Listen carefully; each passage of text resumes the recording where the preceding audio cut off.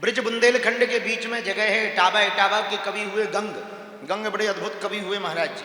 क्या गजब की लाइनें लिखी उन्होंने। लिखा, तारा की ज्योति से चंद छिपे ना, तारा की ज्योति से चंद छिपे ना, सूर्य छिपे ना बादल छाए, रन चढ़ियो रजपूत छिपे ना, दाता छिपे ना घर मांगन आए, चंचल नारी के नैन छिपे ना, प्रेम छिपे ना पीठ दिखाए, गंग कहें सुनो शाह अकबर करम छिपे ना भभूति लगाए।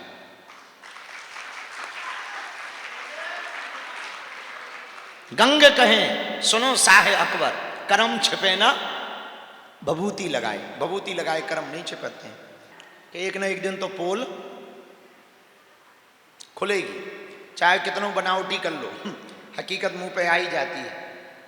एक घर में एक आदमी मेहमान आने थे, उनकी नाक बहुत बड़ी थी, तो पत्नी ने अपने बच्चों को पति से कहा कि मेहमान से कुछ रुपया लेना है, पर यदि उनकी कोई नाक की चर्चा कर ले तो वो नाराज हो जाते हैं। तो बच्चे को समझाया, सुन नाक मत पूछना। लड़का थोड़ा चंचल था, वो कुछ भी ऐसी वैसी बात पूछ लेता था। बोले नाक मत पूछना, बाकी सब पूछना।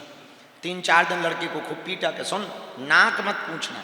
वैसे तो बच्चे को ध्यान नहीं रहता, पर वो 3 दिन से इसी बात पे हैरान है कि नाक किससे नहीं पूछना। इतने में मेहमान आई गए, तो उनकी इतनी बड़ी नाक कि सच में बड़ी नाक थी, चेहरे में कुछ था ही नहीं नाक के अलावा, आंखें एकदम घुसी वही थी। अब बच्चा को लगा कि माताजी ने डांटा तो है कि हाथ पांव तोड़ देंगे यदि नाक के बारे में पूछा, और देखा तो वो देखे तो पर टेढ़ी निगाह, लेकिन इतनी टेढ़ी गड़ा के कि वो और कुछ देखे ही ना, टेढ़े में नाक ही देखे। बोले तभी माताजी रोक रही थी कि नाक मत पूछना।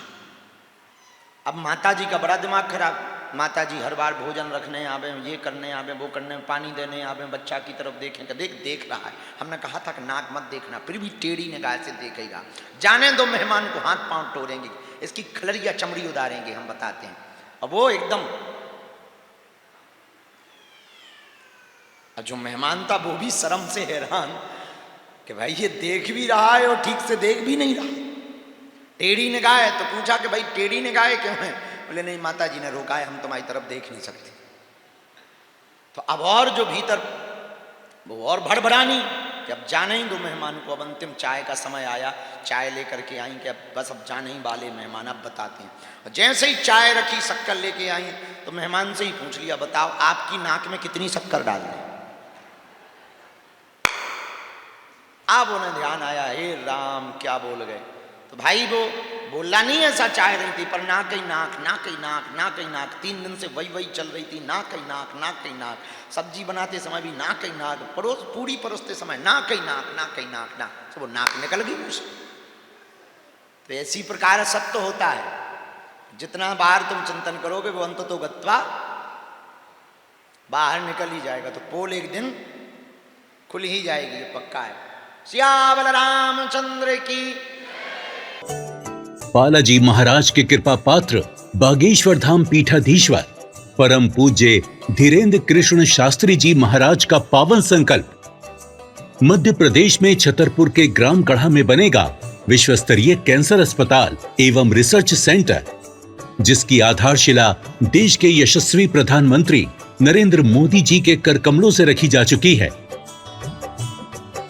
200 करोड़ रुपए की लागत वाले 100 बेड के इस अस्पताल में गरीबों का होगा मुफ्त इलाज। ये बहुत बड़ा अवसर है, बहुत बड़ा काम है। संकल्प बड़ा हो, संतों के आशीर्वाद हो, प्रभु की कृपा हो, तो समय सीमा में सब पूर्ण होता है। हमारे प्रियजनों, बागेश्वर धाम पूरे भारत के लोगों, अभी तक अस्पतालों में मंदिर थे, अब मंदिर में अस्पताल होगा। कैंसर हॉस्पिटल निर्माण हेतु सहयोग देकर पुण्य के भागी बने।